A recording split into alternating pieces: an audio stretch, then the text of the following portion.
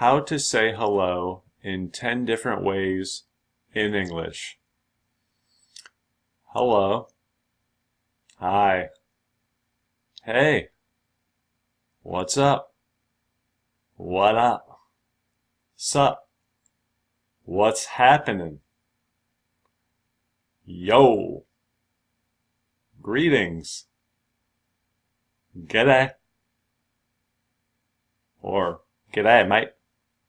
A little Australian for you. Anyway, that's the 10. Let me do the rundown. Hi, hello, hey, what's up, what up, sup, what's happening? Yo, greetings, g'day. Well, that's about it. There's other ways to say hello, but those are my 10 favorite.